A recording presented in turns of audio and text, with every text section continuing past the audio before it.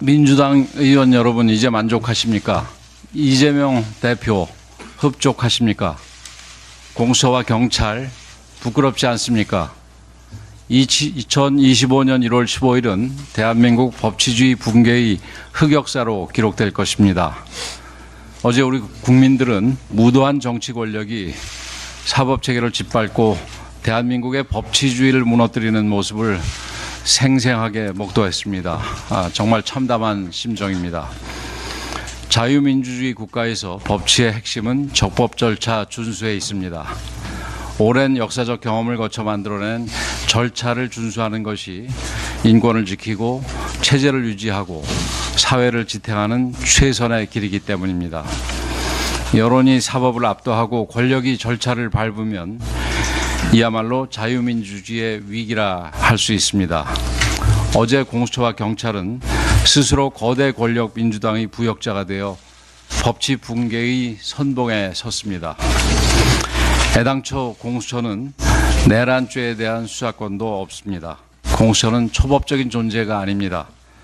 도대체 무슨 법적 근거로 대통령을 조사하겠다는 것입니까? 체포영장도 영장 집행 과정도 온통 편법과 불법으로 얼룩져 있었습니다. 공수처법에 명기되어 있는 서울중앙지법이 아닌 서울서부지법에서 체포영장을 받아낸 것부터가 영장 쇼핑이라는 비판을 받고 있습니다.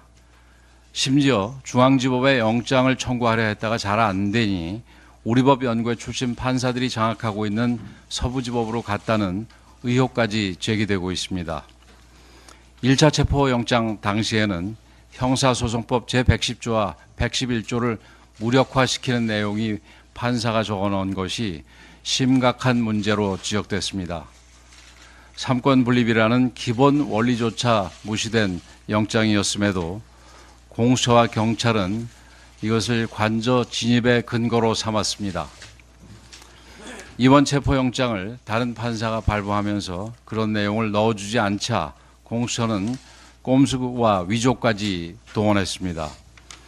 공수처는 관저 외곽 경호를 담당하는 55 경비단장에게 협조 공문을 보내 이를 허가하는 회신을 받았다고 공지했습니다. 이것부터 새빨간 거짓말이었습니다. 공수처가 공개한 승인 회신 공문은 자신들이 보낸 공문에 경비단장의 직인이 쫓긴 쪽지가 풀로 붙여진 것이었습니다. 도대체 어느 기관이 상대 기관의 공문에 쪽지를 붙여서 회신합니까?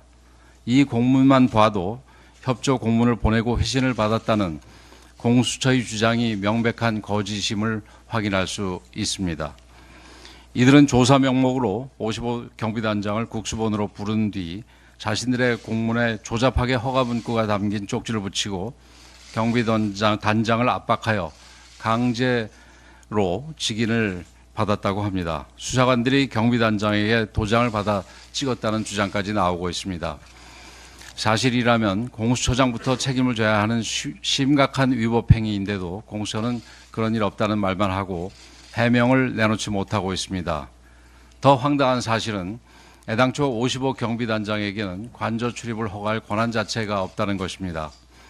유일하게 출입 허가 권한을 가진 대통령 경호처에서 출입 허가를 받아낼 길이 없자 이 같은 대국민 사기극을 벌인 것입니다. 비상계엄의 옳고 그름과 내란죄의 성립 여부를 포함하여 지금 윤석열 대통령이 받고 있는 모든 혐의들은 올바른 절차를 거쳐 공정한 사법적 판단을 받아야 할 문제들입니다. 비상계엄이 내란이라고 주장하며 절차의 문제를 따지겠다는 사람들이 이처럼 스스로 절차를 완전히 무시한다면 어느 국민들이 이들의 주장에 동의하고 수사 결과를 납득하겠습니까? 공수처는 사실상의 사법 쿠데타를 일으킨 것이나 다름없습니다. 공수처의 모든 행위는 정치적으로도 법적으로도 정당성을 이미 상실했습니다. 공수처는 즉각 불법적인 수사를 중단하고 합법적 수사 권한을 가진 기관에 사건을 이첩해야 할 것입니다. 그것만이 혼란을 막고 공정한 수사를 진행할 수 있는 유일한 길입니다. 국민의힘은 그동안 공수처가 저지른 모든 불법 행위들에 대해 반드시 책임을 물을 것입니다. 또한 수사 상황 유출을 비롯한 불법 행위들이 앞으로 발생될 경우 이에 대해서도 끝까지 책임을 물을 것임을 강력하게 경고합니다. 이처럼 대통령에 대한 사법 절차들은 KTX급으로 진행되고 있는데 사법 절차의 완행 열차에 느긋하게 앉아 있는 사람도 있습니다. 바로 이재명 민주당 대표입니다. 2021년 대선 과정에서 허위 사실을 공표한 사건은 2022년 9월에야 기소됐고 기소 2년 2개월 만인 작년 11월 15일에야 1심 판결이 나왔습니다. 공직선거법상 2심 판결이 3개월 이내에 나와야 하지만 이미 2달이 지났고 1월 23일에야 2심 첫 공판이 열리게 됩니다. 1심에서 징역 1년 집행유예 2년이라는 의원직 상실형이 선고되자 이재명 대표 측이 소송기록 접수 통지서 미수령 등 꼼수를 쓰면서 1심 판결 2달이 넘도록 재판을 시작조차 하지 못한 것입니다. 다행히 어제 서울고등법원은 2심 재판부의 요청에 따라 오는 3월까지 재판부에 새로운 사건 배당을 중지하고 집중 심리에 돌입하기로 결정했습니다. 더 이상 이재명 대표의 재판 지연 전략을 용인해서는 안 될 것입니다. 이재명 대표는 현재 무려 5건의 재판을 받고 있습니다.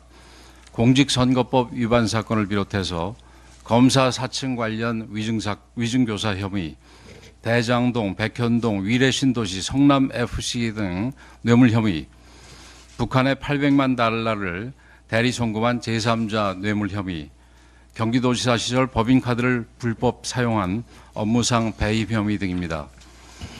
그런데 이 모든 재판들이 하염없이 지연되고 있습니다. 이재명 대표 앞에만 가면 느려지는 법원의 재판 진행을 도대체 어떻게 이해해야 할지 지금 국민들이 묻고 있습니다. 이재명 피고인의 다른 재판에서도 서울고법과 같은 조치가 반드시 이루어져야 합니다. 지연된 정의는 정의가 아닙니다. 사법부의 신속하고 공정한 심판을 촉구합니다.